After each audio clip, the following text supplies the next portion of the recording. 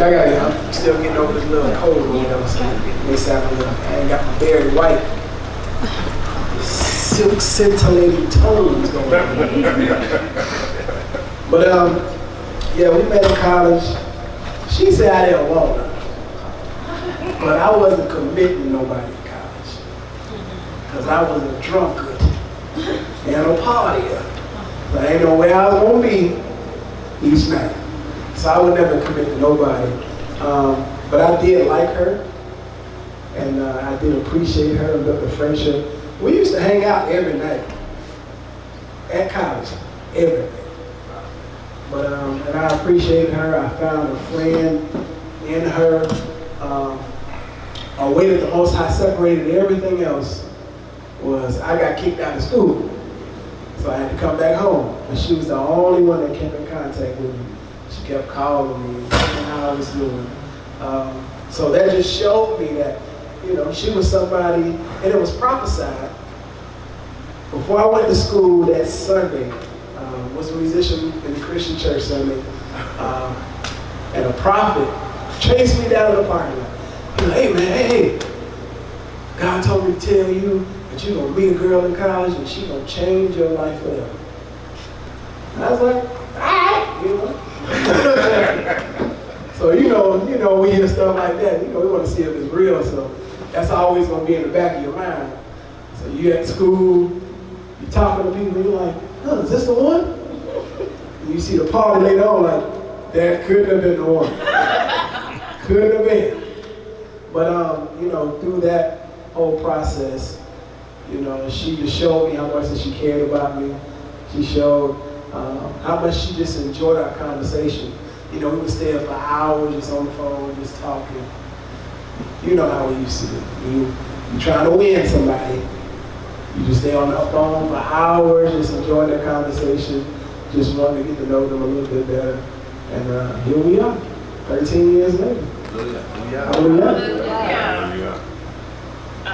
You done, bro? Yeah. I'm just messing. Okay, so everybody knows what their primary love language is, right? Did anybody tie for the love language? Because sometimes you can have the same number. Everybody? Okay. Cool beans. So we're gonna go ahead and get started.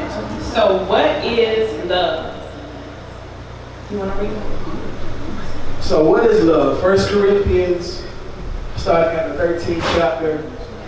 This is something that we used to read together when we first got married. Just getting an understanding of what love is and how love is supposed to act. So 1 Corinthians 13th chapter, starting at verse number 4. Charity suffereth long, or love suffereth long, and is kind. Love envieth not. Love vaunteth not itself, is not puffed up, doeth not behave itself unseemly. And sometimes that's where we get wrong. We don't understand. If you don't understand the purpose of something, you always will abuse it. You always will abuse it. And that's why you see people that formulate opinions or they formulate conclusions on something that they never had a purpose of. And now you hear them saying, all men are dogs. Ain't no good women out there. That's because they didn't know the purpose of something, so they went in without knowing the purpose and they abused it, right?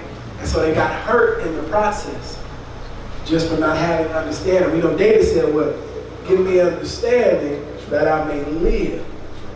So in our minds, understanding needs to be everything. Before we get into the relationships, before we do anything in life, we have the understanding of what we're supposed to be doing.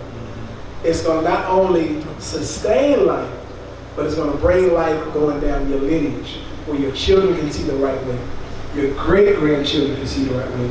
And they can always point back up to mom and dad or great-grandmom decided years ago that they was going to understand what the purpose of something is so that we can be beneficial down the line. Hallelujah. Let's keep reading. Do not behave itself unseemly, seeketh not her own, is not easily provoked, thinketh no evil, rejoiceth not in iniquity, but rejoiceth in the truth, beareth all things, believeth all things, hopeth all things, endureth all things. Love never faileth. But whether there be prophecies, they shall fail. Whether there be tongues, they shall cease. Whether there be knowledge, it shall vanish away. For we know in part, and we prophesy in part. But when that which is perfect is come, then that which is in part shall be done away. When I was a child, all right, when we were children, we spake as children, we understood as children, we thought as children, but when we have become full grown, mature, we put away childish things. For now we see through a glass darkly, but then face to face. Now I know in part, but then shall I know, even as also I am known. And now abideth faith, hope, love, these three, but the greatest of these is love. Does anybody want to add anything?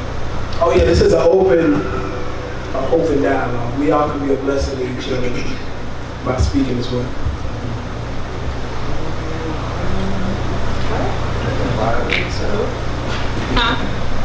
I said you got the violin. Oh yeah. No, y'all got it. Okay, cool. All right, so we fall in love, and it'll be forever, right? Remember that feeling you felt when you first met your spouse? You went to sleep thinking of each other. They were the first thing on your mind in the morning. You would daydream about them all day and dream of marriage and bliss. Wasn't it a wonderful, wonderful thing? You loved holding hands even when you were walking from the car to the restaurant. You were going to make each other supremely happy. You remember? Y'all remember? The first few months. It actually was a physical feeling to excitement. We know intellectually that we have differences, but we are certain we will always reach an agreement. And it fills our emotional love tank. And then you get married. We descend from the clouds and find that hairs are always in the sink. The toilet roll is always the wrong way. You know, I saw a thing that said, you know how you can put the toilet paper on this way? It was like beards are cool, mullets are not. So the mullet goes to the back. Anyways, the clothes always end up right beside the dirty clothes basket and never in it. Does that happen in anybody else's house besides ours? With the dirty clothes, the basket right there, but the dirty clothes, does your husband want to work? They right there beside it. Sometimes you want to wear, you get another wear out of something. No. You get another wear out of something. We hit ground zero, so what next? What are my options? A, we are destined to a life of misery with our partners. B, we jump ship and try again. Or C, we recognize the in-life experience for what it is. That's supposed to be what it is, not what it is. Temporary, and now pursue real love with our partners. Disclaimer, option 3 involves work. So I hope everyone would pick option 3 and not option 2 and just say we have, what do they call it? What do they say in Hollywood? Yeah, irreconcilable differences. So the 5 love languages, we'll go around and let everybody share what their love language was, and we'll start with Christy. All 5 of them? Just the first one. Oh, okay. That shall be done. Acts of service. Quality of time. Acts of service. Acts of service. Words of affirmation. Acts of service. Me? Physical touch. I'm wondering what test y'all took. Words of affirmation. Acts of service. Words of affirmation. Quality time. Quality time. Oh, words of affirmation. I'm gonna excuse myself. I want to. Mine is physical touch. Physical touch. Yes, sir. Yeah, and mine's is active service, David's is physical touch as well. All right, so of course we refer back to our quiz. What are the ways that you regularly express love to your spouse, and what have you most requested from your spouse?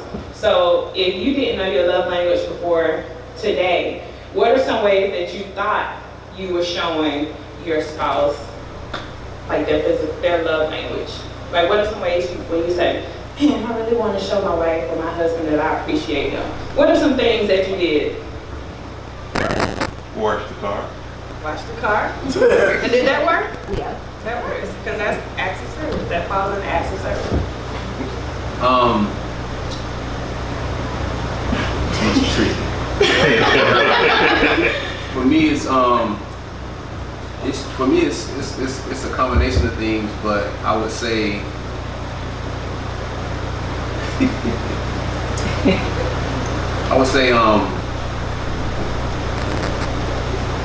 Pause, bro. It's all right. I would say for me, I guess the things that I do in the house, I'm a cleaner. I take care of them. My wife takes care of all the kids. She works. I work full time. I work for the Games and Poetry Department, so I'm always gone. So, you know, I make sure that the house and everything is in order.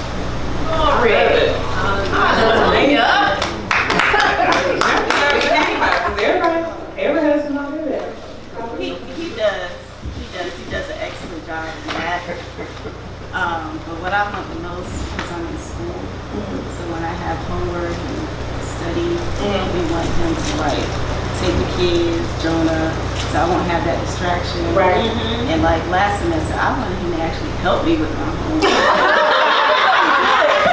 Like he'll go to sleep on me and stuff, so that's Like the other. clean up the house. That's the other act I'm looking for in this season. Anybody else? Yeah, and the key to the success of this is to always keep this in your mind. Not to have sacrificial moments, but to have a sacrificial lifestyle. And one thing that, you know, before we even really was looking at this love language, I was explaining to one of the brothers, one thing I did, because I was having so much, we was messing up in our marriage, I was messing up in the marriage. So I was like, you know, when I was going to prayer, like, Most High, please show me how to be, you know, that husband for me. Please show me. He's like, all right, I'm going to give you a list of questions to ask your wife. So, and I ask her till this day, I still ask her. Because sometimes as men, we can get complacent, right? We're goal-oriented. Sometimes we get the goal, we win the prize, we put it above the fireplace, and it's just there. We ain't played basketball in 30 years, but the recreational trophy is still there. So, but you know, it's a thing where he gave me to continue to have something to aim for. So I would ask her, hey, how am I doing as your husband? Do you respect me as a man? Is there anything I can do more of or do less of? Am I meeting all your physical, emotional, and spiritual needs? And the last question, how's the sex? Good question. That's a good question. Because sometimes we can be afraid to give our honest opinion because of what we think our spouses will say or how they will react. But if I'm freeing you to give me criticism, then now you're free to let your heart go and let me know what's going on. You know, sometimes you get in a relationship, people don't know. I ain't know you ain't like me smacking the back of your head. You never said that when I was doing it. You know? That's what that was, a concussion. That's why you went to sleep that time. So you never know some of this stuff because we don't voice it or we don't have the opportunity to really voice how we feel, right? But now that gives you a point or a reference point per se. As a man, so you say, okay, she wants me to work on this. Okay, now Byron has something. Okay, she wants a little bit more help with the children when we do this. Okay, I'm gonna try to do this as much as I can, as much as to the best of my ability, because at the end of the day, I want to take pressure off of her because it'll make the relationship flow better as a whole. And so now when you do that, now you can even look at the scripture. The scripture says, when you abide in me, and my word abide in you can ask what you will, and it shall be done. You can take that into your marriage. You take that, if you listen to your wife information, take it into heart, and do whatever you can to try to make it work. There's nothing you can't get out of your wife. You can start to ask stuff in your wife. Hey baby, I know you made it this way, can you maybe use this recipe? Right. Okay, I'll work on it. Now this might be a little too salty, I'll make this again. That was a fail. Don't do that. So certain things I think with that takes some time to build the trust of knowing your heart, the heart of your spouse, because sometimes, I mean, in a relationship, you have to get to know each other and know that each other is not trying to intentionally hurt each other. And when you ask, if you go in and ask for how am I doing, and someone, and your wife is harboring some stuff like, boy, you better get ready. I had this notebook waiting on me. You know, I just got a list of stuff and did nothing. You know, so when you know if and like they said, we call it the state of the marriage address.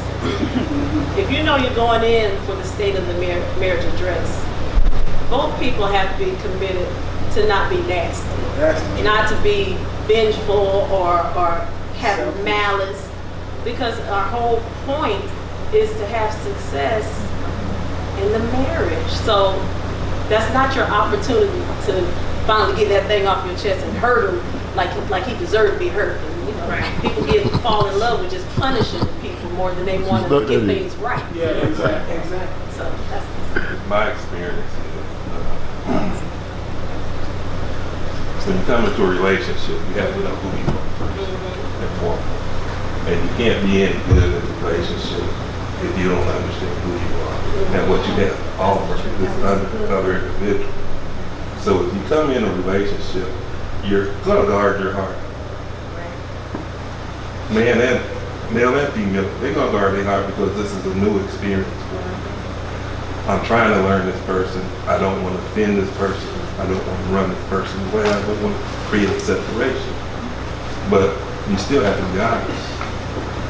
Yeah. That's right. And if you can't be honest, then you shouldn't be in this relationship. That's right. Because all these other things are going to come with time. And once you get to that point, it's easy to express yourself once you have trust. Because you coming in a relationship with what you believe is love until you have to go through some things. And then once you experience these things as a couple and you grow and mature from those things, then the sky's the limit at that point. That's right. That's the truth. That's the truth. That's a great point. And I was going to say, just to add to what he was saying as far as when we started the State of the Marriage Address, at first, that was my goal. I kind of had a goal to be, like if he said something that I didn't like, next week, Sunday night when we had this meeting, you gonna do something during this week that's gonna really get me heated, and I'm gonna have it ready for you. I'm gonna have it right here. I don't need to write it down. It's gonna be right here. So when we go in, yes, I do have something I want to say, and I'm ready. It's been burning all week.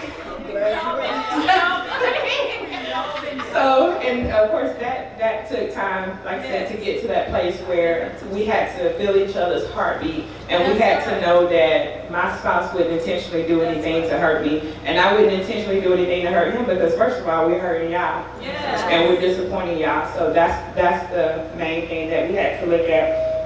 And then out of those conversations, one thing that I found when we first got married was that I had I would talk to him consistently as if he were a child and not my spouse.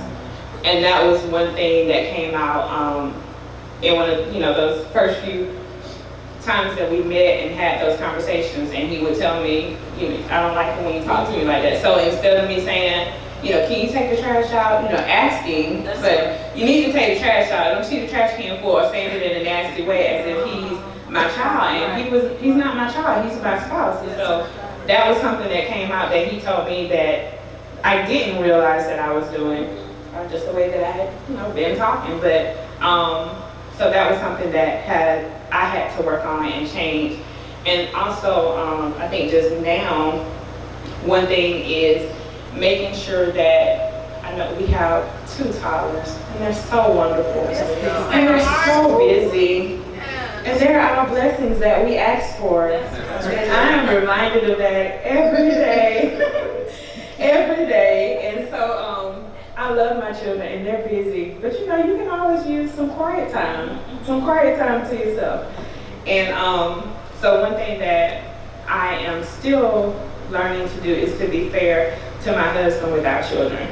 Because even though as the mother we take on a lot and we do a lot for our children, he does step in and he, you know, he helps out when he can and just spend time with them and give me time, you know, to go out. I like thrift shopping, so I like to go to Goodwill, you know, Salvation Army, stuff like that.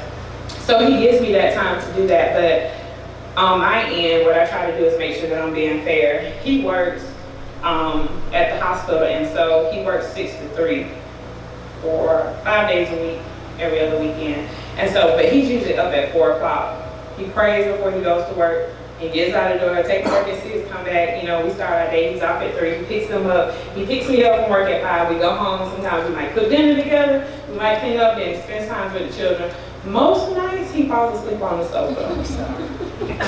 Very intentionally, but I know that he's tired, and so I try to make sure that, and continuing to try to make sure that I'm doing my part for my husband.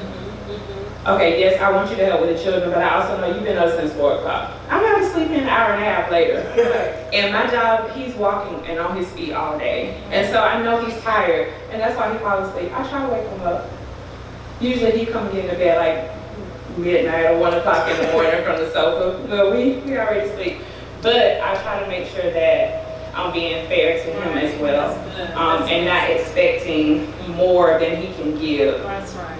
Without somebody getting hurt. Because I can be like, well, I'm gonna go out, you watching children, I know he sleep on the sofa already.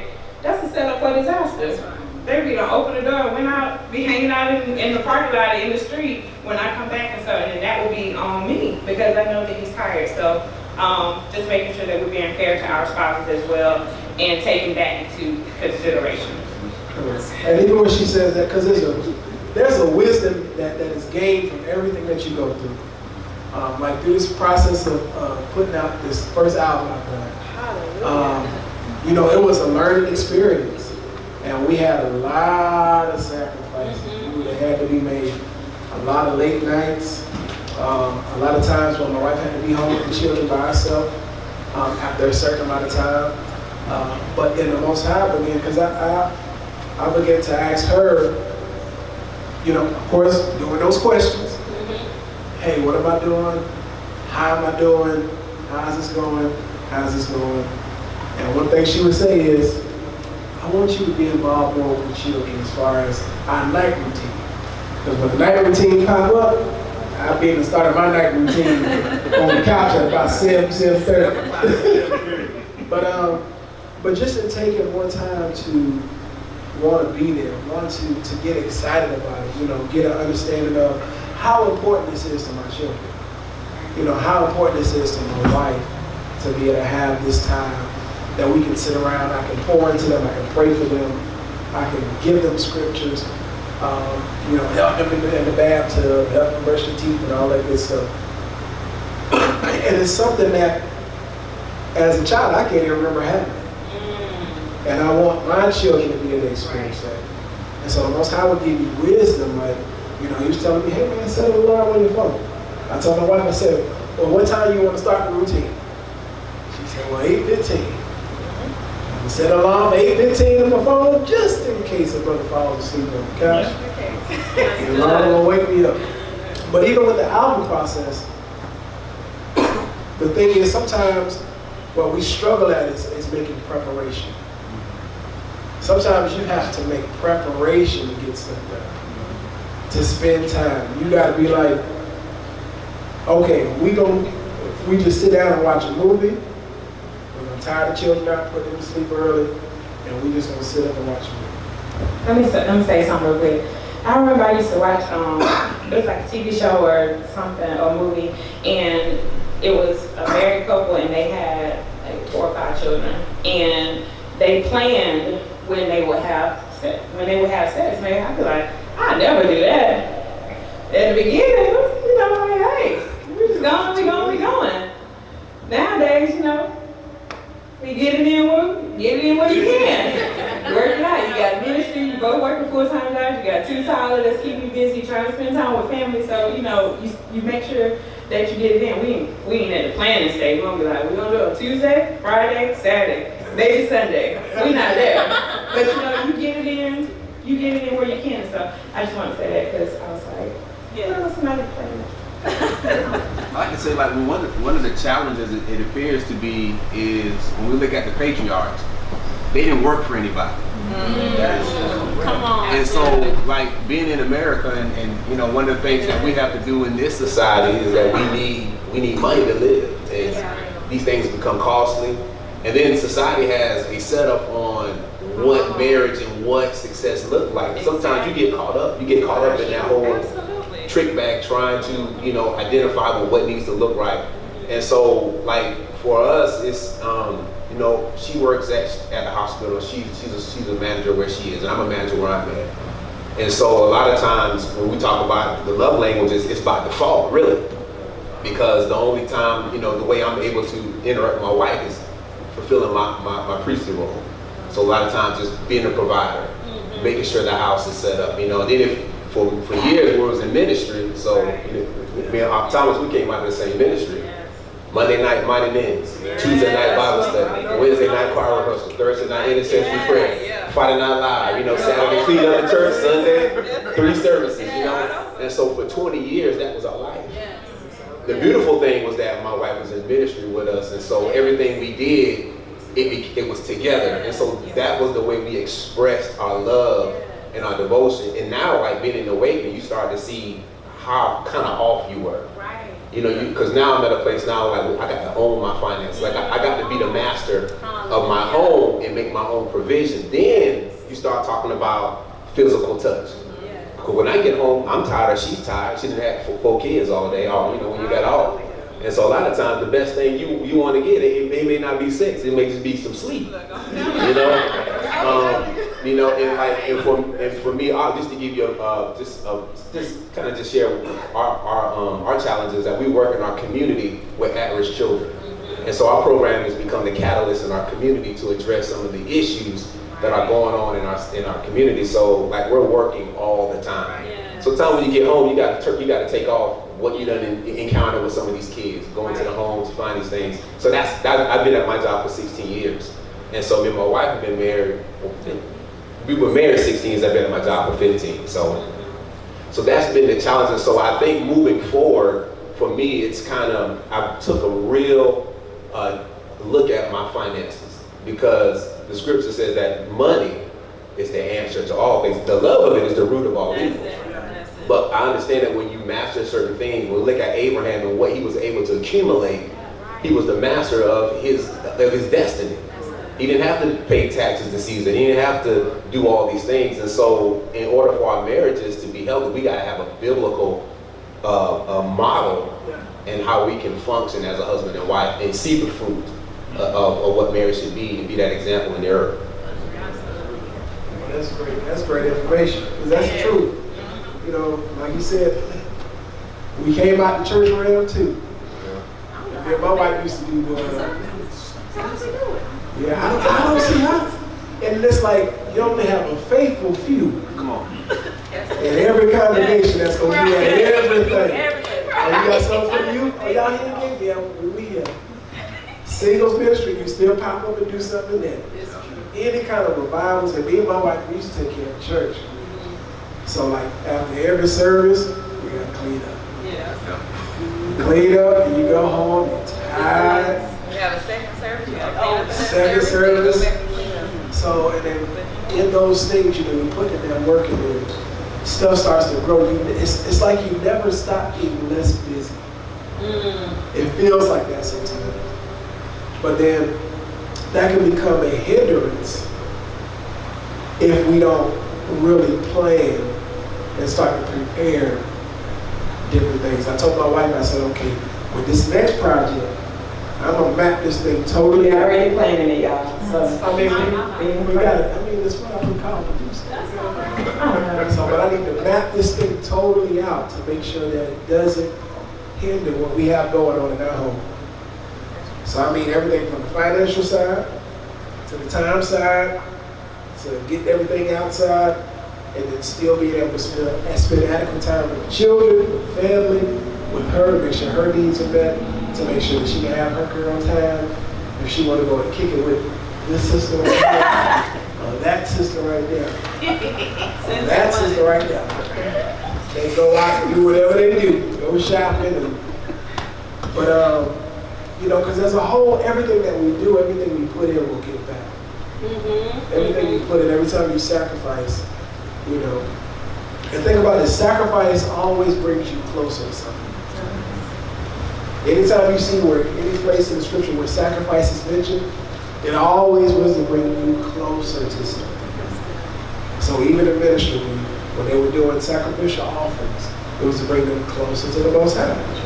When they had sin offerings, they had to atone for their sins, so it was a sacrifice to get them back closer to the Most High. That's right. So we sacrifice in our life, even with our health, right? Because sometimes you can be tired, and sometimes your body can dictate how hard you go in certain situations. Like everybody gonna be tired, but sometimes, you know, us men, we're gonna need to have some sex. It's gonna need to be some sex happening in this house. We got to have the sex now. But sometimes, and what most I've been dealing with me and my wife on, is just taking care of ourselves as a whole, right? And then just showing us how much, because like Byron, Aunt Byron was saying, the world has given us so much, man. So much. We have to overcome so much before even really coming into the truth, because you feel like this is the standard. My credit score's got to be 700 to 850,000. I got to be able to pay this bill, have everything coming out of this check, and do all this. Live in this house, we need this space. And you got to be able to drive this, and the world has been pushing that into us. And then sometimes we get in church, and you get around church circle, they say, I can have whatever I say. Amen. It's like, most high, I can have a 4-door Porsche, and my credit score is in the negatives. When they ask me what my credit score is, you just drop your head like. So it's an understanding, because anything we get is going to take discipline to maintain. So it's discipline in our relationship. Sometimes we want deliverance. Man, I want my wife to just see things in this way. I want my husband to just understand where I'm coming from. Okay, what happens when he does? Where did he go from there? What sustains his way of thinking? What's going to sustain the way the household functions after? Are we just going to get stagnant? Because anything that's not growing, science is labeled, what is an organism? Anything that's living, breathing, developing day by day, right? But if you stop, you die. That's death. So we have to have a constant way of growing in our relationship, a constant way of, okay, we're here now, so now where do we go? All right, so we in this shack now, we right here, our credit score is a 1. We right here, we thankful, we thankful that we can see 1. But now how do we get it? How do we go? And like you said, just being wiser, coming out of it. It's going to be a constant coming out of it. Constant coming out of it. I'd like to say this. One thing, when we did so much church, it kind of filled the void. And so pulling out, the responsibility is on me to teach, or, you know, to share the truth. And so, you know, I know my wife, I take the kids in the morning, but I don't get off till 8, almost 9 o'clock. So when I come home, I'm tired, and I'm tired. I already know, I ain't gonna lie about it. When I see a sock in the wrong place, I'm blowing up, you know. So I understand that, but it's just like we try to, with responsibility now, when I go to share the truth and everything with my wife, I say, okay, we got Shabbat today. Let's get ready to do it. All right, I'm gonna teach. Y'all get on around. My wife like, you teach like we in the military school. Why you sleep? Caleb, stop what you doing. Jason, put the phone up. Zion. So it's just like, I'll be like, man, boy, y'all hard-headed. See, y'all ain't gonna get into the kingdom. I'm gonna be y'all. I'll get frustrated. I'll be like, okay, Caleb, Shema, let's start it off. And Shema, don't do it that way. Don't do it that way. Or I go over the Hebrew words with my wife, and the kids remember it. Mommy, that ain't it. I'm like, Chantel, you know, you gotta do like I do. So, coming on this side now, I was just like, it really is. It is harder. Because like, when it's time to gather on assembly, I done went and we got the food and everything. Okay, honey, we gotta go. Okay, I'm gonna leave you. Give me the boys. I'm gonna leave you. I'm gonna bring the boys. We're gonna set up.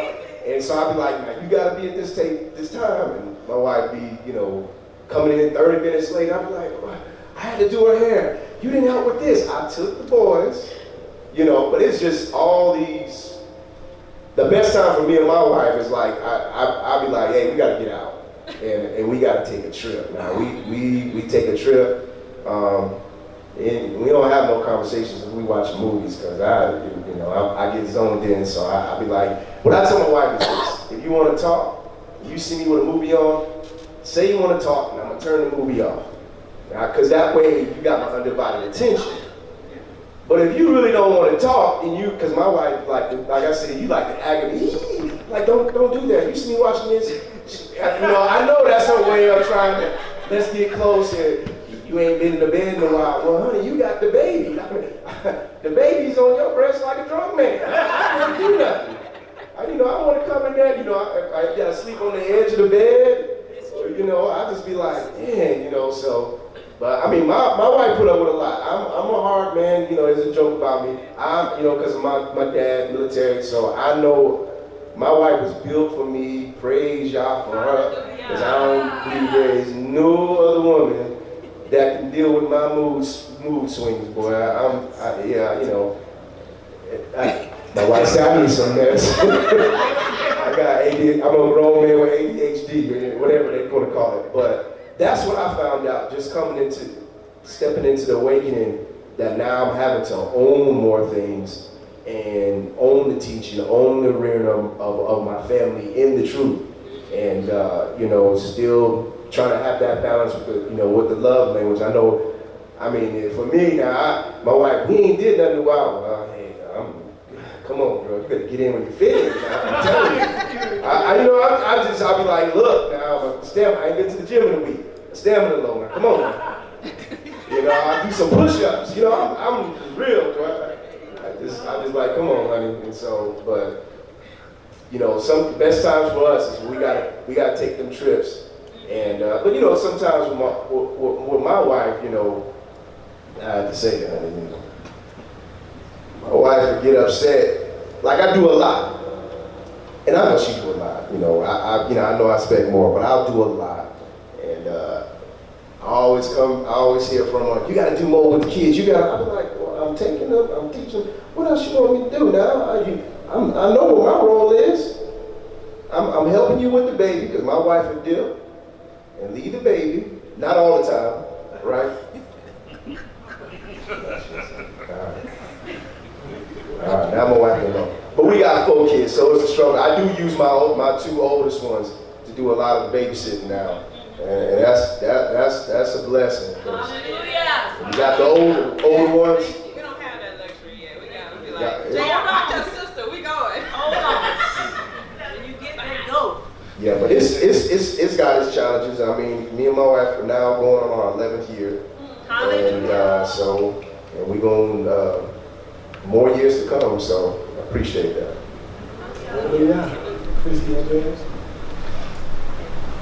But while she's still thinking about it, I'll say one thing about being on time.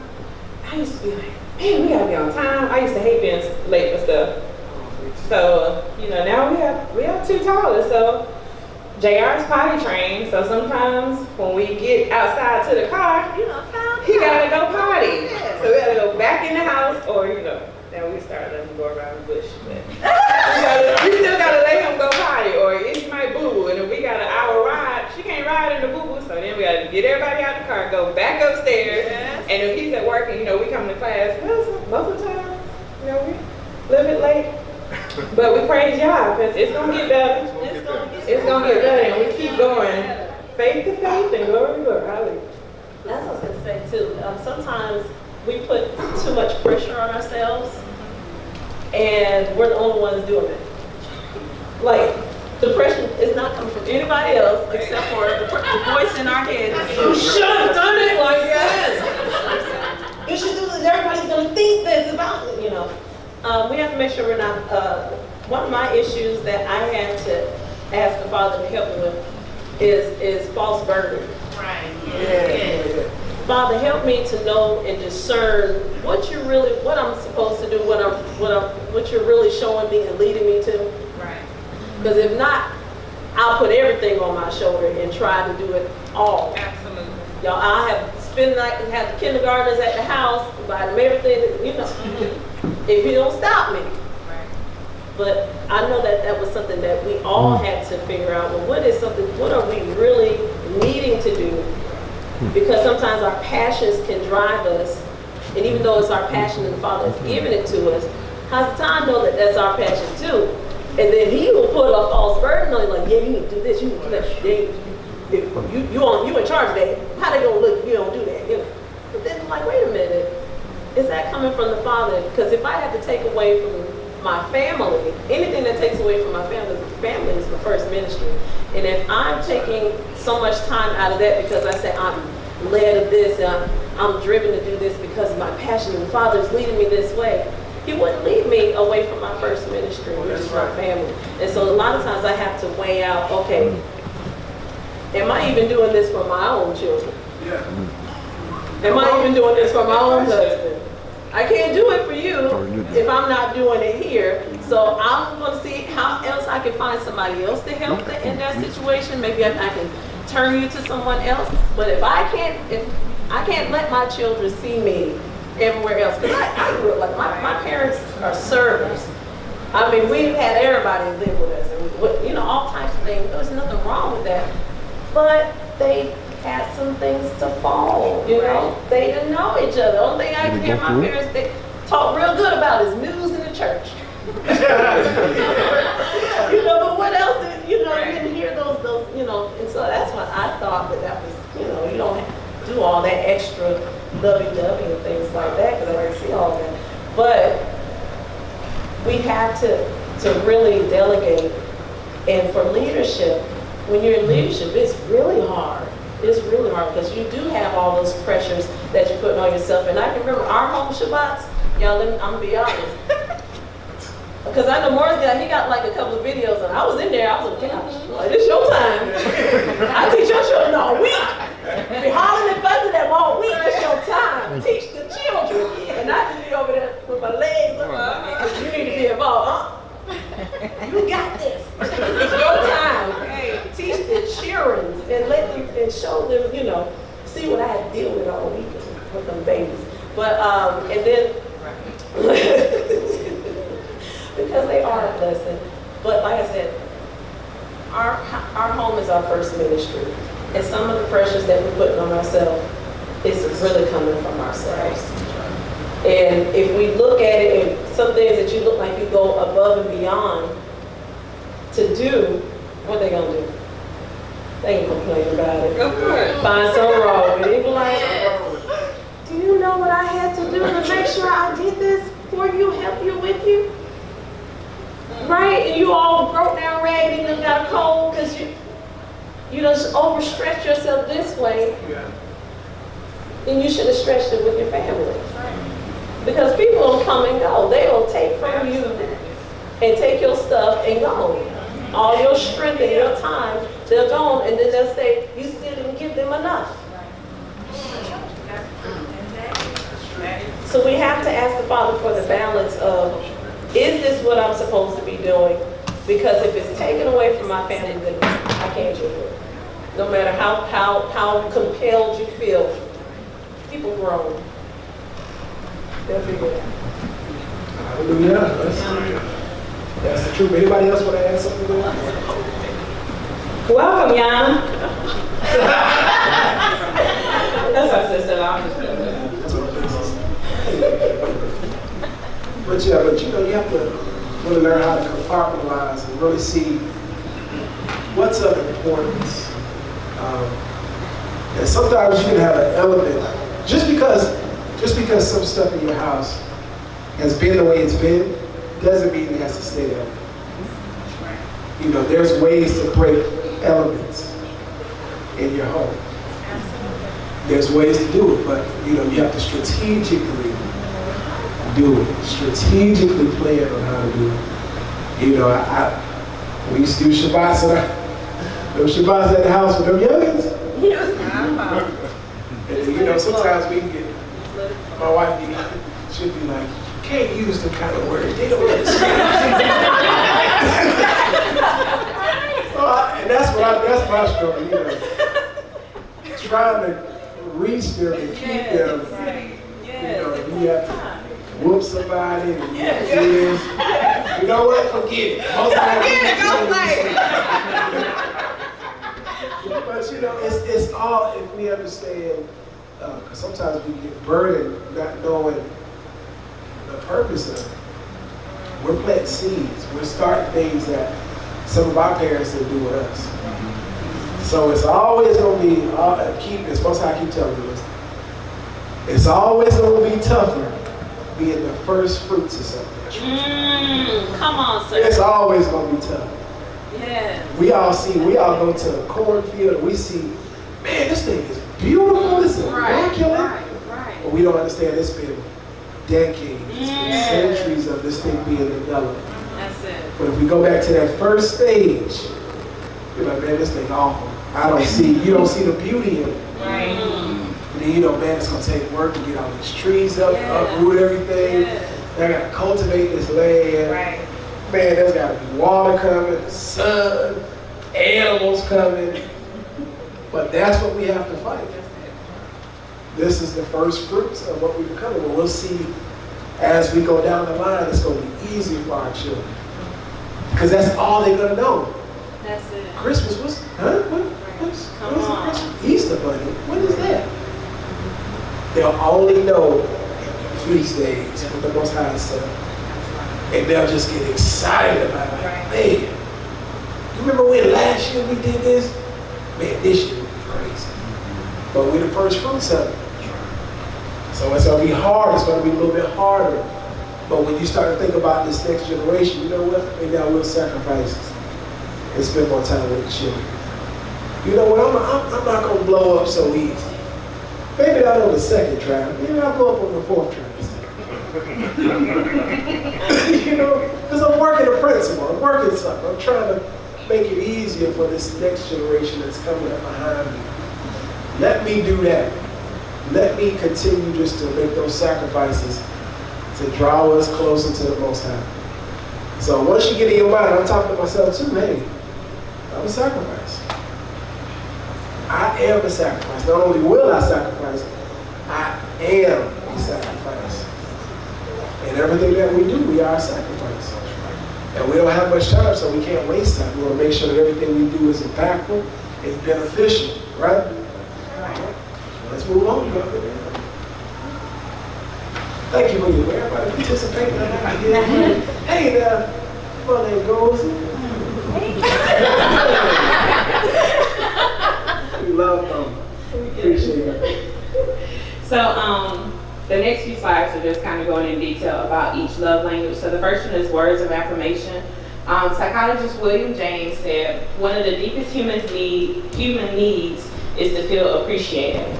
With words of affirmation, some of the actions are compliments and words of appreciation, words of encouragement, kind and humble words. Not about verbal flattery to give you what you want, but about doing something for the well-being of the one you love. Why is this garbage not out? The flies will help you take it out. Versus, I appreciate you when you help around the house. Would you mind taking the garbage out also? Oh, that sounds so much sweeter. And trash. This love language expresses love with words that build up your partner. Verbal compliments don't have to be complicated. The shortest and simplest phrases can be the most effective. That dress looks incredible on you. You always make me laugh. I love your hair today. Words mean a lot if your partner has this love language. Compliments and an I love you can go a long way. On the other hand, negative or insulting comments can hurt your partner and it can take them longer to forgive than others. That's true. Anybody want to add to that? I'm gonna say one thing. I did see. I know y'all brothers follow G. Craig in some of his videos. So one thing I see from him is he was talking about the importance of your words. Yeah. That's right. So this is so key because he took 3 beakers and filled them with rice and water. That's right. So he went to one beaker and said, "I love you," every day. Went to one beaker and said, "I hate you." And then the next beaker, he totally ignored. He says, the one that he totally ignored, I think he said it rotted. He said the second beaker, when he said, "I hate you," that also went down that way. But then the third one that he totally loved, said it fermented, turned into wine. Like he turned it on something to like a sake. Because that's how we grow with those kind of compliments. And some things will fix itself too. Like women, especially with women, y'all are crockpots. Right? We move by what we see. So y'all can put on something and we watching the game. And y'all put on something and walk in front of us watching the game. We don't care about the game. We're like, hey, let's go start our own game. Yes. But with women, words of affirmation are really, with both it's important, but when it comes to women, man, you have to really get the confidence there. Because the man validates everything in the house. All right. Yes. They validate everything in the house. They validate the sexuality and dependency of the wife. We validate manhood in the son. We validate the beauty in the daughter, as well as the security in the daughter. And so we do all that in the home, but it's by the words that we speak. It's by the things that we show in our life. But we have to continue just to speak those words. And then celebrate the wins, the small things. When something tastes good, oh, yeah, you did that. Yeah, you made that. I don't know what you did, but you did that. Oh, you like that, baby? Yeah, I like that, baby. And so that makes women feel good about themselves. That's right. I always tell brothers, like, yeah, my wife won't give me no sex. But girl, you making your wife feel sexy? Because if you make your wife feel sexy, she gonna want to give sex. That's the way it works. You just feed compliments. You tell your wife, you reach, don't ever lose that reach for your wife. Always grab her, give her a tap, give her a hug. My wife, she always think a hug is gonna turn me, so I'm gonna just give me a hug. Just give me a hug. She's like, no, brother, no. You don't try, but that lets her know, hey, I'm still there. I still want her. I'm still desiring her. So then there may come a time where I may be tired and she may be tired, but the sacrifice is made. Let's go ahead and get it in. And it's even better than what you would entitle or what you would think it would be. Because now you guys have been feeding each other internally with the way you've been complimenting, the way you've been sacrificing yourself. So it's like, you know what? So now we get in this bedroom, we both sacrificing for each other. So now you'll say, you'd be like, man, and we didn't do that tonight. You see what time it is? I know we married. Am I the only one that have times like that? Y'all be like, man, that is amazing. You are good.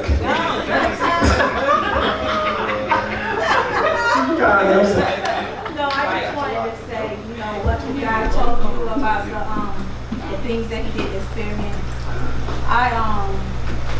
I had heard it when we were in Florida. I heard somebody talking about it, and I said, I want it true with it in the word. And I tried it with 2 plants. I had one small plant, I had another plant, and one of them I would actually just walk by every day. I wouldn't give no water. Maybe every other day I might look at it, and I might not say nothing. But the other one I did, I actually tried it. And I would talk to the other one, and I said, you're going to be everything that the Most High created you to be. You're going to do whatever. And the other one I didn't. But you are right, it do actually really work. And I never looked at it as, you can use that analogy on just about anything until you started talking. But it actually really works because that plant actually really died. And I could see where the other plant, it began to just get a whole lot of root. And Joseph and I had to take it out of one pot, a glass pot, because it even got a hole in it because it had so many roots. We had to put it in another place. Yeah, see that, and that is so key. So you look at some of your finest athletes, right? I used to have coaches tell me, they would say, David, the one thing that you don't want is for me not to get on. Because once you stop getting on a person or feeding into a person, that means you don't care about it. That means that you no longer see the potential there, right? So when you look at every player, I guarantee you, like Michael Jordan, before he became like the Michael Jordan, he was cussed at, he was cussed out. Every time he did something wrong, he was disciplined. But every time something right went right, he was also complimented. He was also told about it. He was like, man, this is what we worked on. This is what I told you. And I'm glad you saw that. I'm glad you made that adjustment. Same thing with your family. Same thing. You can tell your wife, because men, we think different. Our wife can come to us with a problem, like, why are you thinking about that? Why are you even worried about that? Because women have feelers. They want to make sure they deal with everything. They want everybody to be involved, everybody to be happy. Then we move on to betterment of the kingdom. Whatever's going to move this kingdom forward, we're going to deal with it. But it's compartmentalizing. That's how we deal with it. But in the midst of feeding our children, feeding my wife, one thing about my wife that I had to understand, in her role, she is so powerful. Yes, that's and she is right in her role. Yes. But sometimes it'll still require us to be a sacrifice as husbands. My wife would say something like, baby, I'm thinking about moving this stuff around. In her mind, she's thinking, okay, she's thinking about reorganizing stuff. In our mind, we thinking like, we got to move all this stuff. Because you ain't going to move this stuff. I got to move all this stuff around.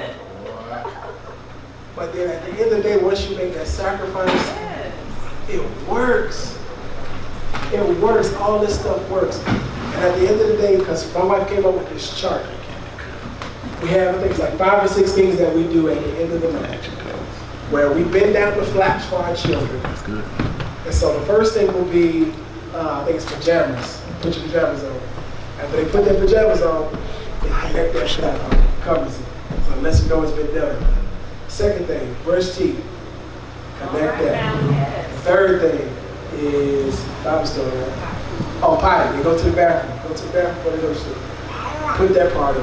The next one is, they call it Bible story. So what I've done was, when we first started having children, I just throw a scripture out there and just go over it every night. And so now I can just call out, and they just go through it. And they get so excited about it. And then the last thing that the second to last, inside of that Bible story time is words of affirmation, where we grab our children's hands and we try to get them to sit as still as possible while we directly speaking to their lives. Hallelujah. We tell them who they are. We tell them that they're going to be everything that the Most High has called them to be. We tell them that they're beautiful, that they're smart, that they're somebody. We do that. But it takes that time. The last thing is turn off the light. Then that completes the time. But all of all of that is playing a part. All of it is playing a part. Because it's so key. Because we're looking at what kind of husband is my son going to be? Come on with it now. What kind of daughter is what kind of wife is my daughter going to be? That's right. And then I see the sincerity that my wife has, because she's such a nurturer. And she's a nurturer. Like, she just, if they can sleep in the bed with us every day, she will let them boys right in the bed with us every night. But she's such a nurturer. She just loves them. She just loves them. But you know, it's all in what you feed, right? Because you can feed, like our wives are like, I guess you could say like treasure chests. But you can't get anything that you haven't put in. So once you start putting in those compliments, those words of affirmation, the importance of those things, now they're able to just produce so much more. So much more. And I've learned it the way I've learned it, because we never had this coming up. My sister and I, we never had this coming up. I was telling one of my sisters, I can't remember a time when my parents sat down and really like enjoyed one another. Really like as friends. I cannot remember. I can't. Right. You know what I mean? I can't remember that. So when I know that now, I have my mind made up by any means necessary. Whatever's going on, whatever's hindering, we got to deal with it. Because I don't want this other generation to go through me not feeling the love of two parents, the identity from two parents, the understanding of what marriage is, the understanding of what being a child is, and what being a true son is, and what being a true daughter is. You know, understanding that. You know, being able to understand how important it is to keep yourself and how to value yourself. All that comes from this right here. It's got to be established at the forefront, which is our marriages. Hallelujah. Anything else they want to add to that? Let me just interject this here. What we have to understand is, in these days and times, we don't have the examples of married couples and what they're supposed to do. But I'm a little older than everybody in this room. Just a little bit. And I was actually had the unique experience of being raised by my grandparents. And my great-grandparents were with us. So I got to see how my grandfather and my grandmother interacted and how he expressed his love and affection for her constantly. And this dude was a big old dude, so so if he could do it, then, you know, it's easy for any of us to do it. But if you don't have the example and the foundation, you don't know what you don't know how to approach your wife or your spouse if you haven't seen somebody else do it. So that's all I wanted to say. I just wanted to let y'all know that. Hold on, let me get the third mic. Guess I'll get on to work.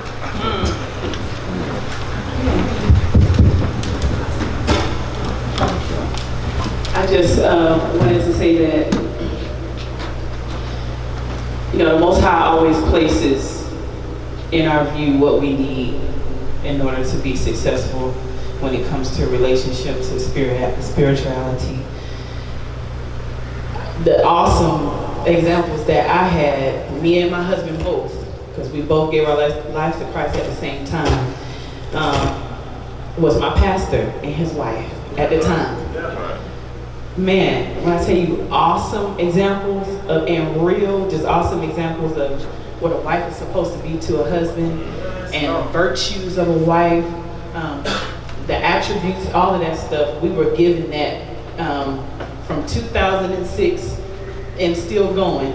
We're given that, we're able to see that, and then it's up to us to break the generational curse. That's right. You know, to say, you know, I'm going to be that woman of wisdom, that wife of wisdom.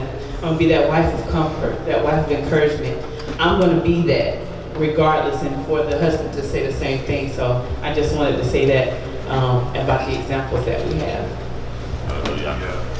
Yes, I wanted to echo what both persons just said. It's amazing that we are where we are because of the foundations that were before us. And there's a science study out there that talks about the post-traumatic slave syndrome and how the oppression that someone has went through can be passed on. That's real. And so a lot of times we're living out the failures of our families before us. And nothing that you've done, it's nothing that you've done wrong.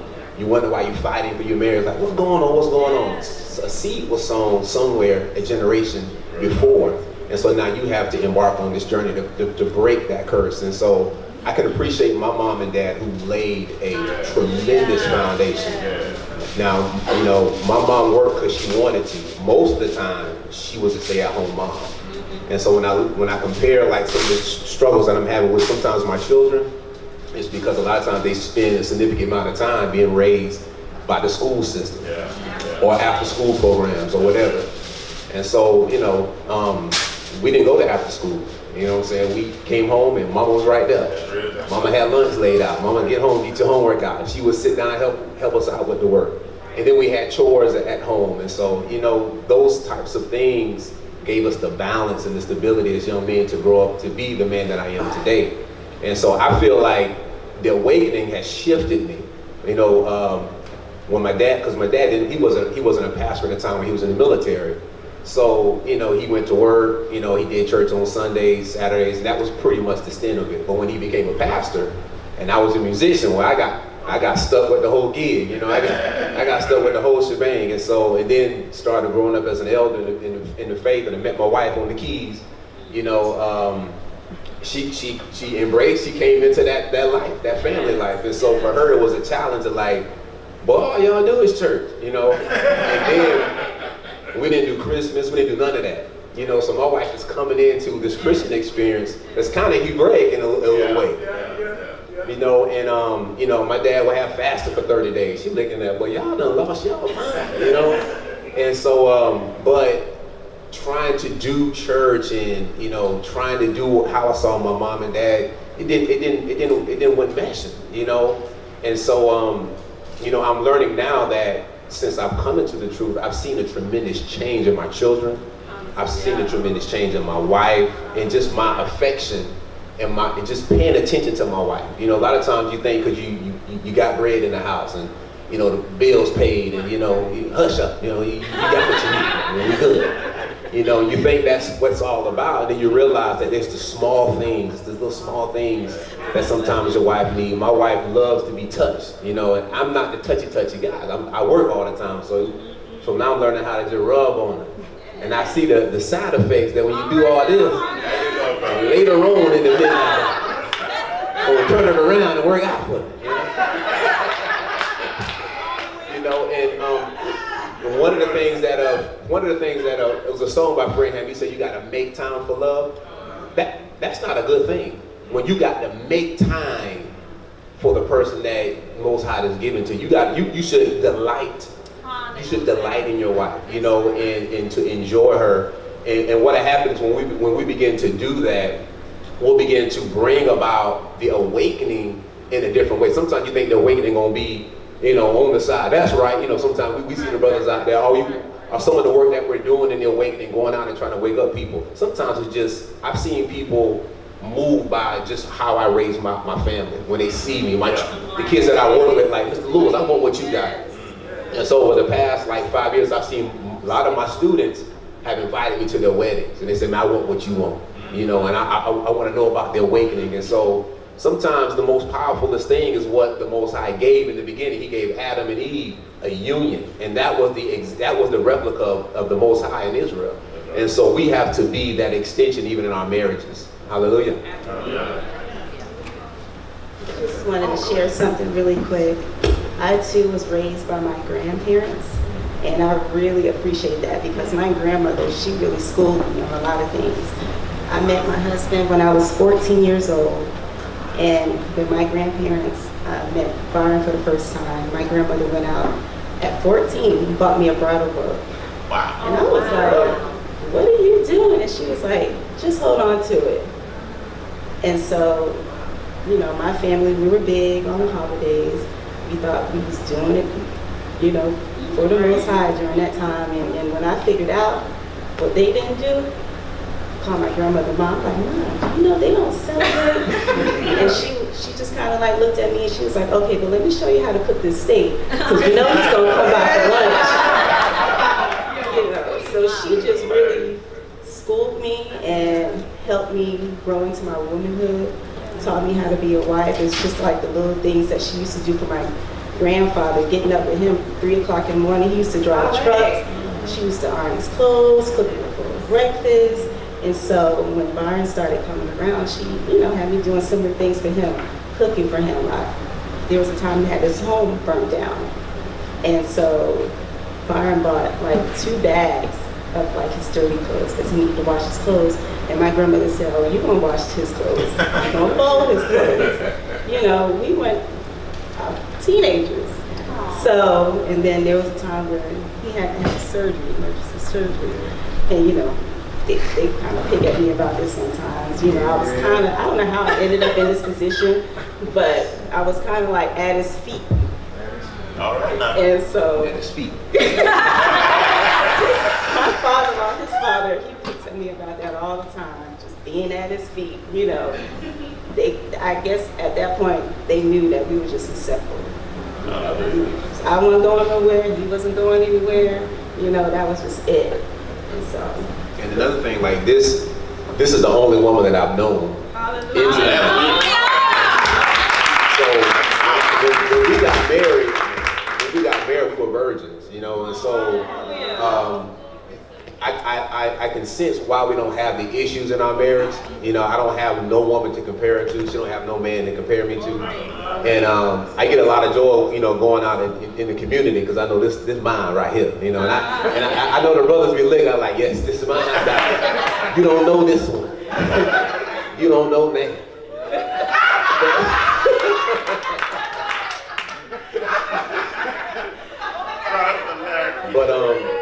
But I think that's there's a blessing in the word when you take y'all's word and you put it into practice. It's going to yield the fruit for generations to come. So I know my children are going to walk in a level of victory in their sexual integrity. I know my daughter, you know, a lot of my friends say, you gotta watch, and I said, I ain't got nothing to watch. Well, I sown the seed, brother. I've sown the seed, and it's gonna yield the fruit that the Most High declared it would be. And so, you know, we just want to encourage that even no matter what we've been through, you know, the Most High, He will restore the years that the cankerworm. You know, no matter what you've been through in your marriage or what seed was sown, you know, the Most High will restore that thing. And so just continue to, as priests of our home, to lay up the foundation and fight the good fight. I got one more thing. Go ahead. Right now. And I'm actually piggybacking off what you were saying. Lamb back. Now, lamb back. There we go. Turkey back, chicken back. We just gonna get on the back. Get on the back. But in this regard, and I learned this from my grandfather, that you are going to be the most influential person in your children's life. So it wasn't the fact that other people were influencing me. I knew that I had a standard to keep. Yes. Because I was Mr. Lily's grandson. All right. And there was an expectation. That's excellent. And once I realized that, you know, all my friends be doing stuff, and I tell them, man, I ain't doing that. I'm not doing that. My grandfather comes to you about me if I do something like that. You know, so, and once you get to that point where your children sees the consistency and the discipline, but you gotta love as well as be disciplined. Because I'm real disciplined, but I had to learn how to love my kids and discipline at the same time. All my girls are virgins. Wow. You know, every last one of them. My oldest is 25. So if I can influence them and they see how I treat their mother, then that's the expectation they have of a man and how he's going to treat them. Because I tell them anything you want at this particular time in your life, I'm the gift giver. Hallelujah. Don't go to no boy about nothing else. You come to your daddy first. That's right. And I want them to understand that there's a process that you have to go through. And it's not that I don't want you to be with somebody, I want you to be at the right somebody. That's right. Wow. Yes, that's it.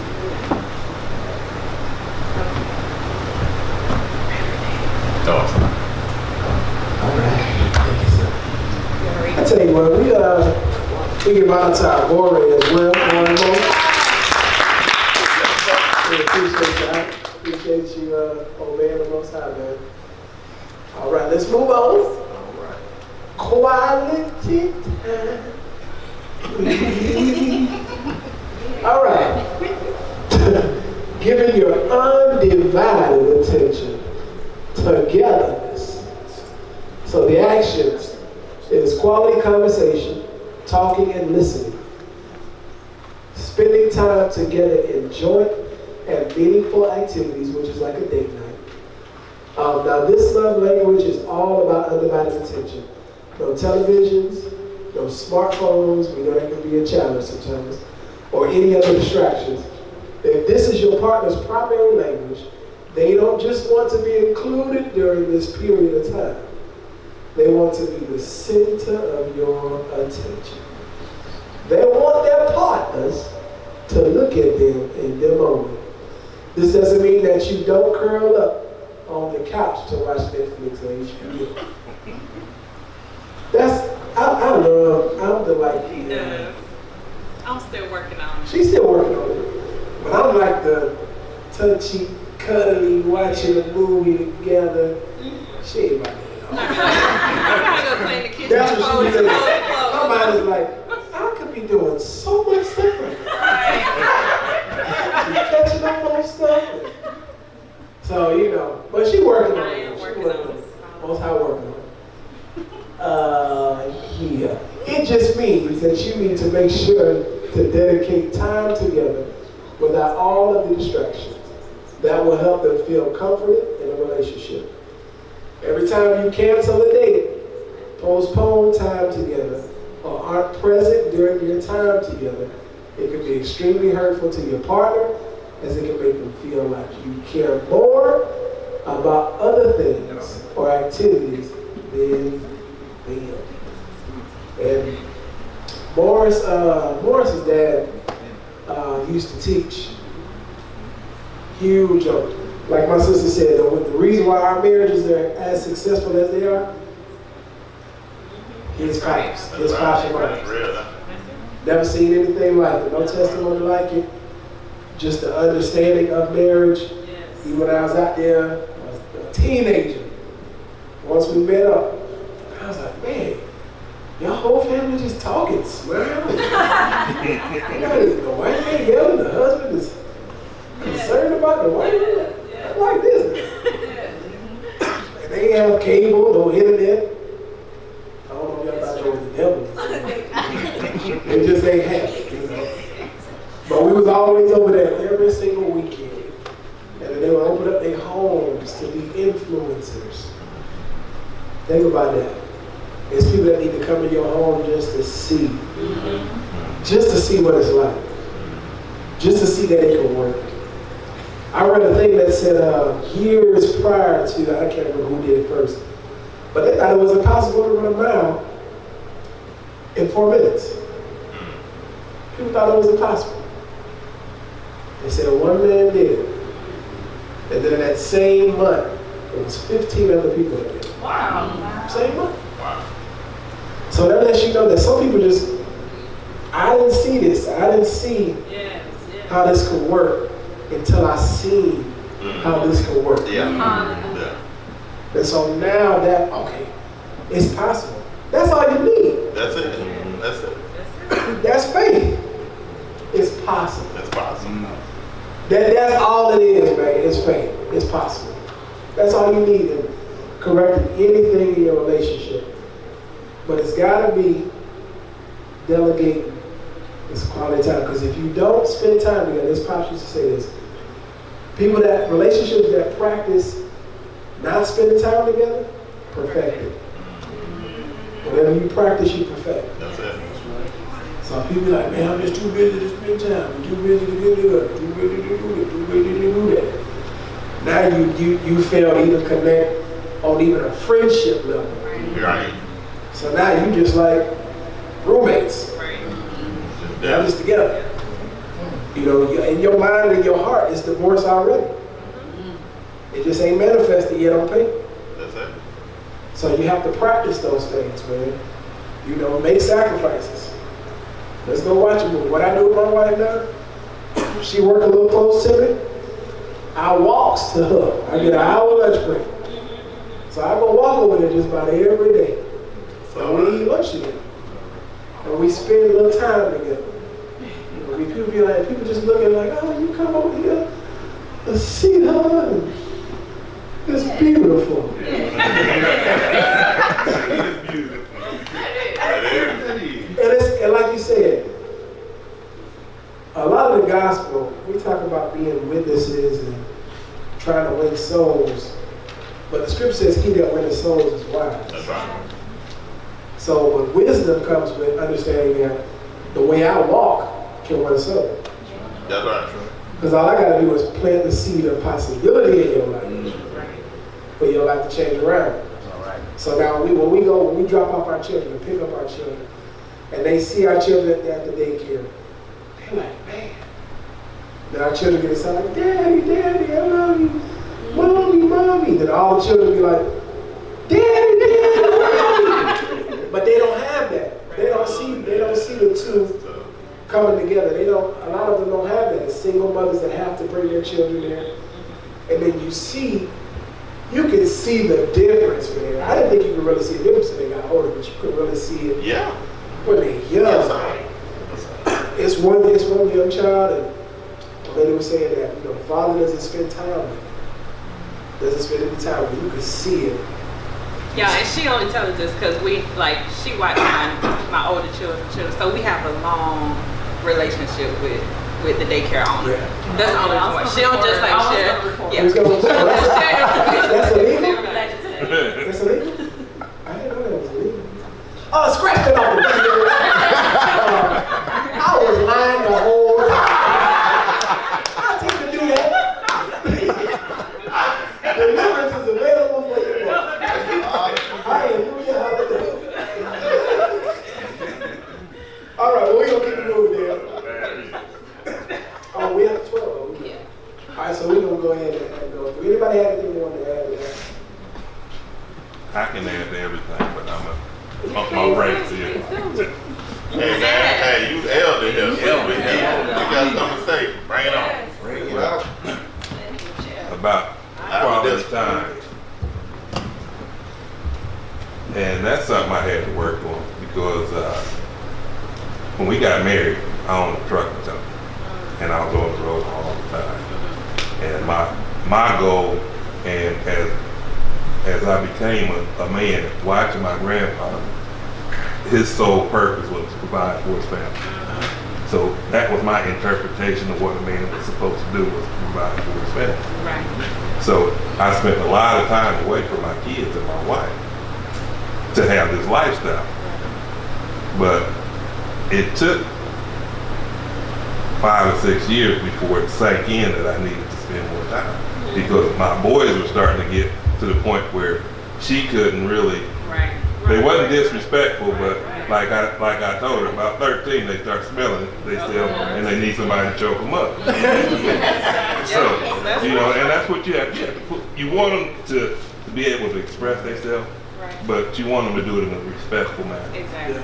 And, you know, if they don't have that male figure guiding them, then they're going to pick up what they're doing in school, at the club, or whatever they are, you know. So you have to be the influence, and I say that all the time. You got to be the biggest influence on your kids because they got Snapchat, they got chat rooms, they got all these other influences that are influencing. And they go to school and they do so much stuff in school I ain't never heard of. Right. Yeah.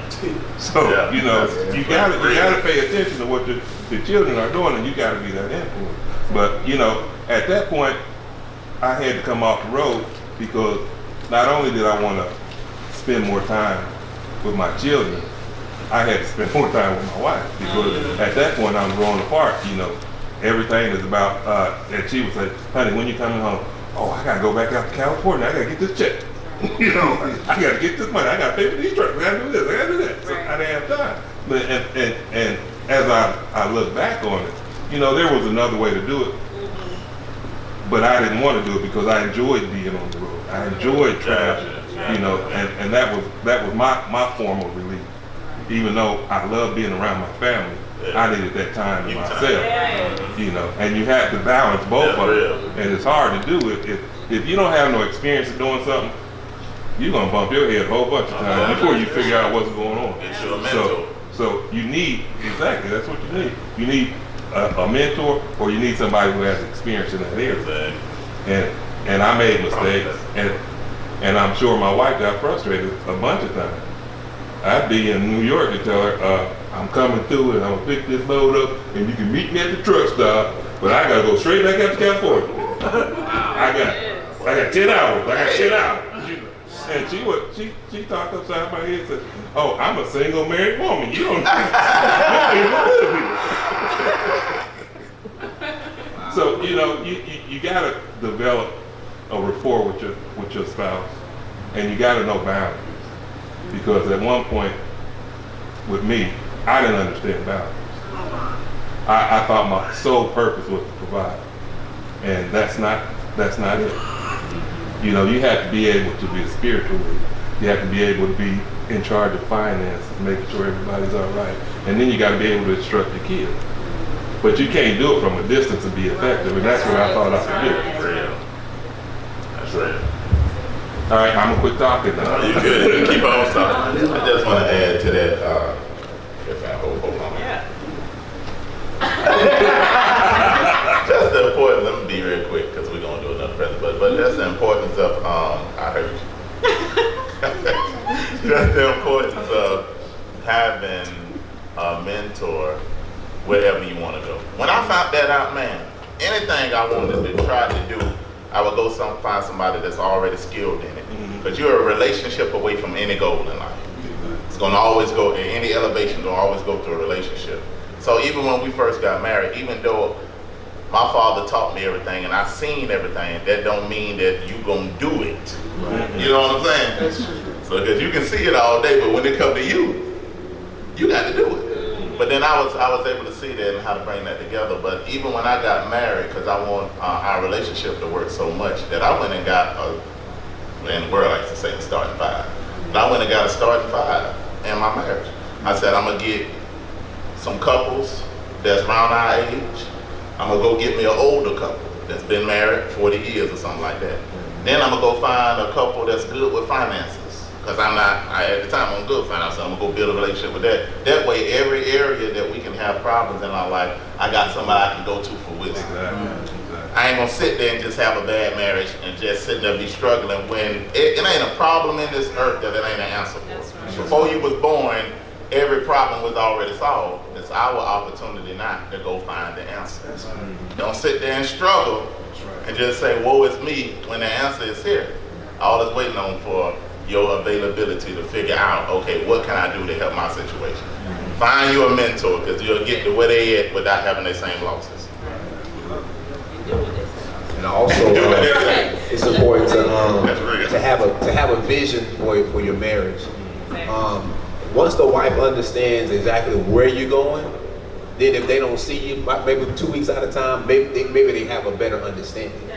And so it's important for us men to set up a vision in the home, not just for the wife, so that the children can understand, so that they can understand their role. The wife understands her role.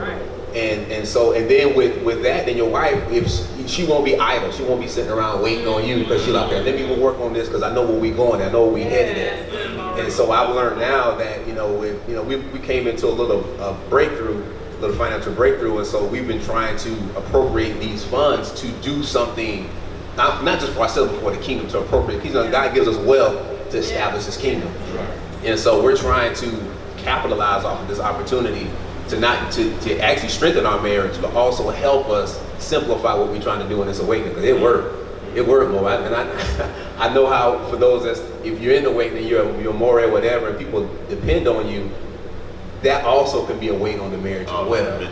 You know, and but it's important for us to have a vision. That's good stuff, sir. Hallelujah. All right. All right, the next one is gifts. Attitude of love is always accompanied by gift giving in all cultures. Actions, visual symbols of love, purchased or made expensive or inexpensive gifts of self, presence, and availability. This love language isn't necessarily materialistic. It just means that a meaningful or thoughtful gift makes your partner feel loved and appreciated. Something as simple as picking up a pint of favorite ice cream after a long work week can make a huge impact. This is different than acts of service, where you show affection by performing actions to help your partner. You said that's different from acts of service? Yeah. I think that's the next part. So we're going to ease on to the next side. We'll get it off. Alright, acts of service. Your partner might have this love language if their motto is actions speak louder than words. This love language expresses itself by doing things that you know your spouse would like. Cooking a meal, doing the laundry, picking up a prescription are all acts of service. They require some thought, time, and effort. All of these things should be done with positivity and with your partner's ultimate happiness in mind to be considered an expression of love. Actions out of obligation or with a negative tone are something else entirely. The little thing on the side says, I do so help around the house. I keep dust off the recliner and make sure all the remotes are working properly. Anybody want to add anything for acts of service? With that acts of service, you got to have the right heart doing it as well. Absolutely. You have to. Our assistant pastor years ago used to always say, "Do everything is unto the Lord." And I used to get tired. He used to say it all the time. But then sometimes we can. Because a lot of times our wives will look at our consistency in doing something. Like, it's just a one time enough when he's cleaning the dishes, taking care of the children. But then, because you won't get no food out of it, you won't get any like, oh, you did that? That's cool. Let's see if you can do it again. or like Lauren's sister would always say, make sure it continues. So you got to make sure that this stuff that you're doing is unto the Most High. Take pressure off of your wife. That's really what an act of service is. I'm doing something so you don't have to do it. That's good. So my heart is right in doing it to take the pressure off of you. Not on, even though something on the back end in return is always fine and well. But that's not the goal. The goal is to continue just to win your heart and to continue to please the Most High. So, and in doing that, that takes the load off of your wife, and your wife can be a little freer to, shake your hands. Yeah. Not yourself. And it keeps your attitude from being stank. Because if you're doing it as unto the Lord, if they don't say thank you, I'll be like, oh, you're so awesome. You cleaned the kitchen. You gave the kids a bath. You put them in bed. Now I can sit up and watch them. So if they don't say that, you should still be okay. Hopefully, we in this truth, we should still say something. But if they don't, if there's somebody that you're doing something for outside of the truth or doesn't have that knowledge, you can still be okay, and it won't ruin your day. When you get home, be like, you know what? That helper didn't even say that. All the hard work I put in, but you did it unto the Lord. You already know that it's already noticed, so. I got a little question. I need a little help in that area myself. But my kids, I got a 9-year-old, I got a 10-year-old, 10 and 11-year-old. And some of them things on that list, I feel like I'm obligating, directing my kids to do some of that stuff on that list. Shouldn't that count as acts of service?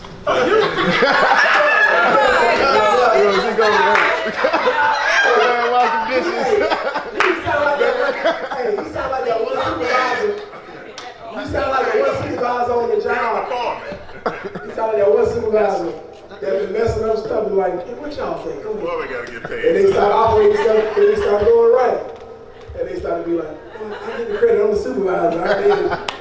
You been the one messing it up. But no, that.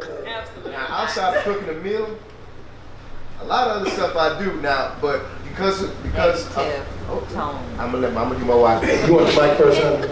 All right. Outside of cooking the meal, what happens is, because my dad was a military man, doing laundry and certain, like clean up is like my Wusan moment. So if I'm cleaning up, like that's not a time when my wife want to be funny. I'm not happy. I'm cleaning up. I'm going away, and I'm focused. So you know, it's just, I'm not happy. What's the music on that? so like I've learned like I can take a load of clothes and be done in 15 minutes. I'm good. I give it to my wife. Wash, dry, fold, boom, I'm done. In 15 minutes? Yeah, I'm You ain't good. watching. No. When I say wash, dry, the moment them clothes get out, I work at Pierre, I'm done. Oh. I can do it, but like with my wife, I'd be like, so if I done say, honey, I don't like washing my wife's clothes because when I wash them and then dry them, I'm like, you gotta put them up, and then stay a big pile. I'll be like, well, I don't know where to put your stuff, and so I get frustrated.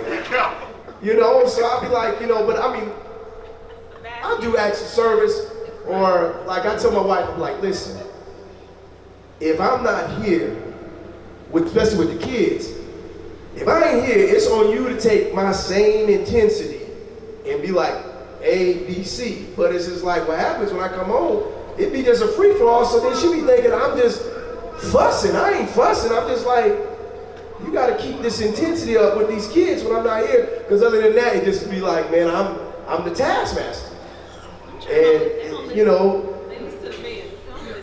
I know they don't, you know, like here a perfect example.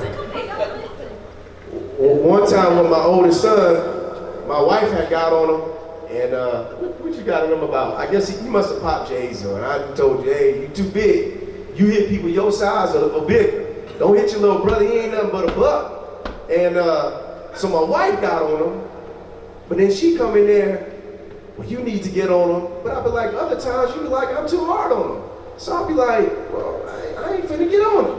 But now, because I'm hurt, man, I hit him and it don't faze him. Of course it don't faze him. Look how big he is. So it's like I gotta come in there and do something. And it just like, well, honey, if you would have kept my intensity, you'd have kept your foot on his neck when I'm not around. We'd be all right. That way he know, oh, no, hey, I ain't gonna just get away with just, oh, mom around. Yeah. And I know boys do that. I mean, I ain't gonna lie. I did it with my mom. I sure would talk back. I'd be like this. Figured it out. Something's coming back around. If Sergeant Major J.D. Thomas wasn't around, I'd be like this. I hear you, mom. What? You know, man, it's coming back around. You know, what you sold me. But my dad was a talker. I feel like I'm much more of a talker now. I communicate all right outside of yelling. I do make it a point to. You didn't answer the question. Do I?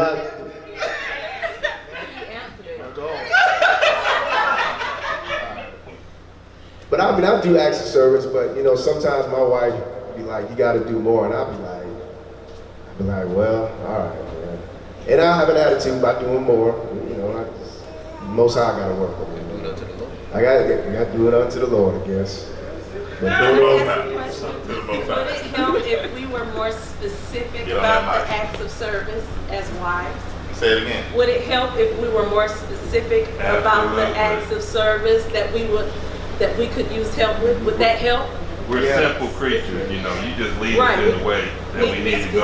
We're doing that specific thing, the best I've been. All right now. All right, sisters. Did we hear? Yeah, we heard. All that you have said we shall do. Be specific, right? Him. We just gotta make sure that that's your love language. Right. So when I hear love language, I'm gonna do that for the love. Right. Later. My mentality. And it's not real. And that's how men think. Y'all can look at me like you want to.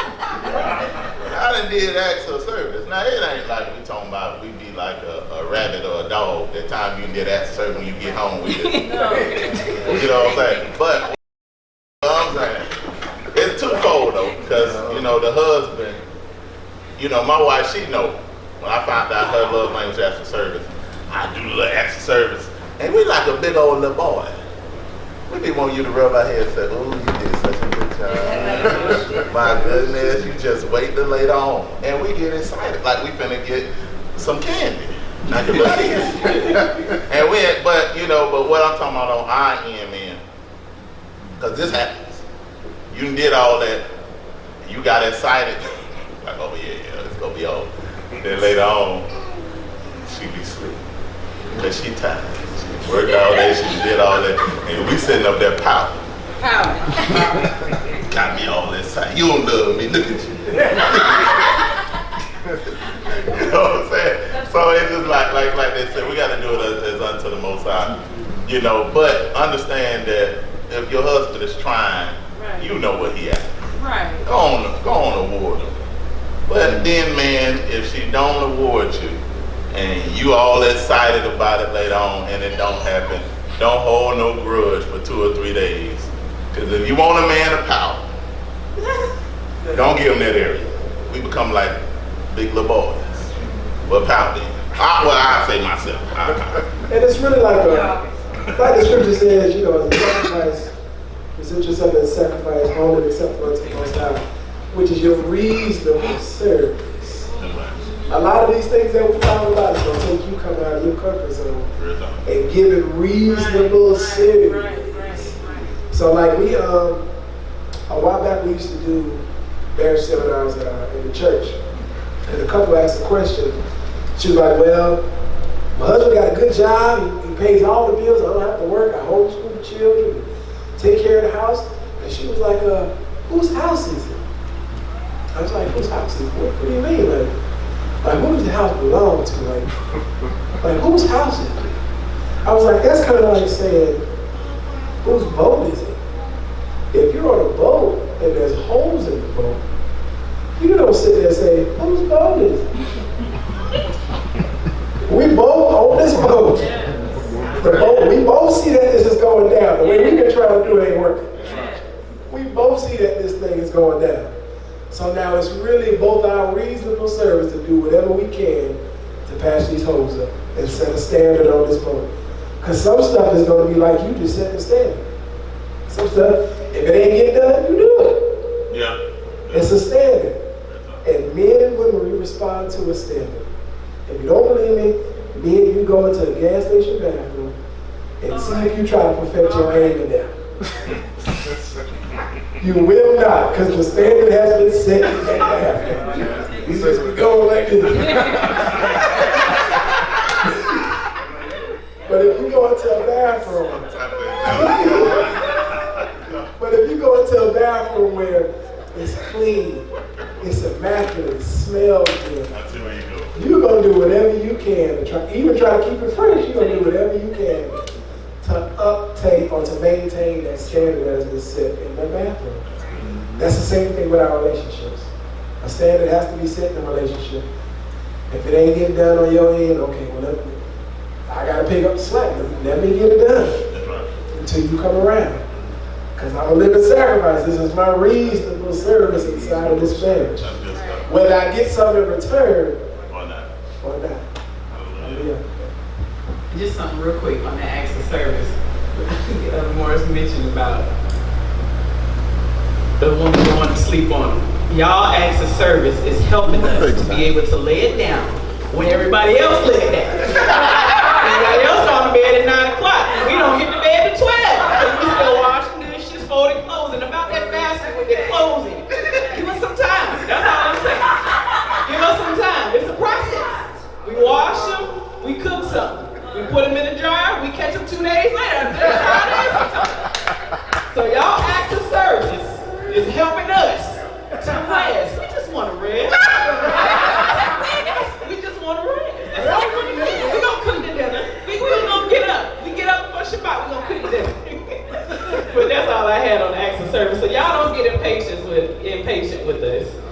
You know, it's not gonna spoil. The clothes clean. You need something, baby, I ain't got no more socks. We like see it on the color purple. They go, your socks right here, baby. So y'all just be patient, but that's all I have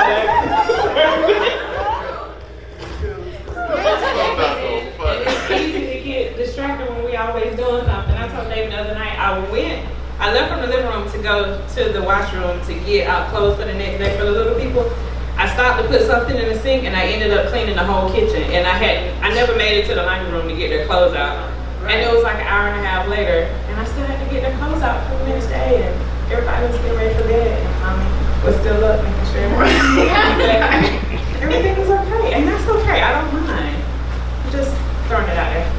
And then if your wife asks you, if she might say, hey baby, you know, we do that. She knows she can ask me to. You know when she say, hey baby, let's wash the dishes for me. Now do it the right way. That's the right way. The difference between us cleaning the kitchen, no. When he go in the kitchen, he gotta get the Bluetooth speaker, the big one.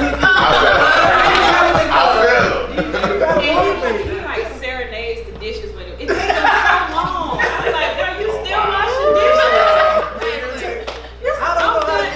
And when I wash dishes, he be like, how you clean the kitchen so quick? Cause I just get in there and do it. I don't have to have the music. I don't have to have my album going. J-Lux album going. I don't have to have it right. I just get in there and I just do it. I just make it happen. But I am thankful when he does it. I just do everything else while he washing the dishes.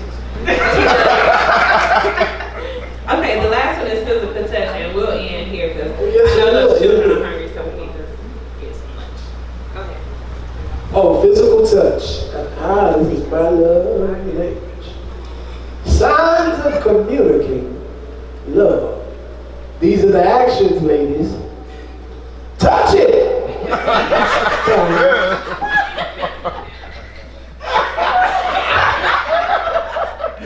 Touch it.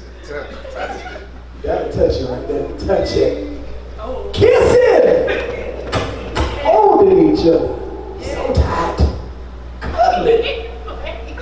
Can't take it no more. Sexual. Intimacy. Two people with this love language, nothing is more, man, listen to this.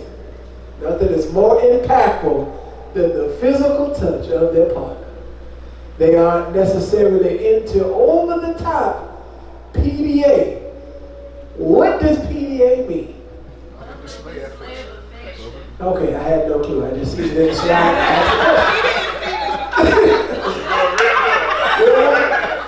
I was like, PDA, is that some kind of file or something? Is that Corona?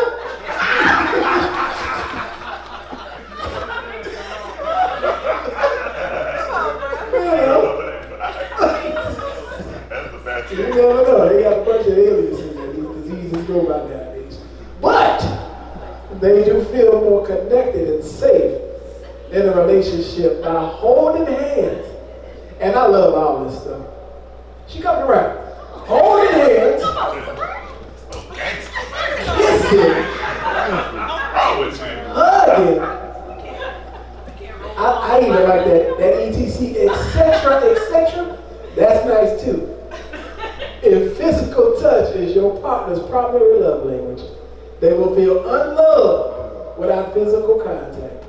All of the words and gifts in the world won't change that. They want to feel you close by. Not just emotionally, but physically. I love the way you said that. That Touch me, man. it just felt like my inner coffee shop came out of me. Oh, I tell you. That's important. That physical touch is important. And it ain't always sexual. That's always all men love language is physical touch. We just want you to touch on us, you know, in the spots that we like you to touch on. But that's for real now. Let me help you. I know I ain't got the hours yet, but a man go through something. Y'all need to understand this. Man go through something. Right? Man be out there on his job. The little nasty heifers be us. Yes, they do. Don't think they ain't.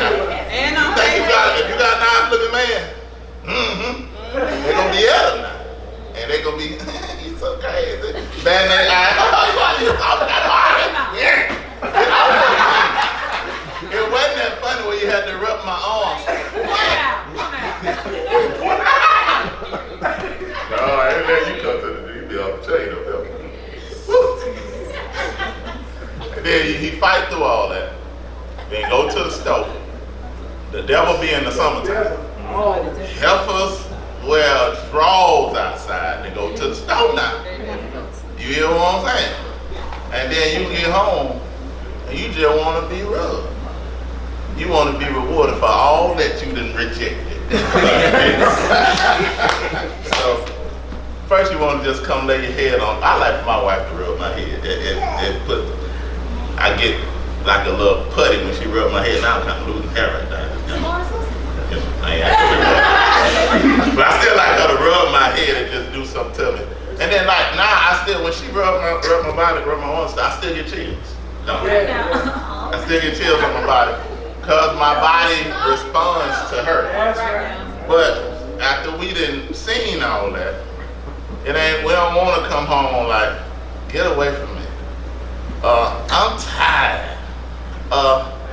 Is that all you want? And you just like, I just gave, I resisted the devil all day. I want to go somewhere and be in the most holy place. I want to feel exchange spirits tonight.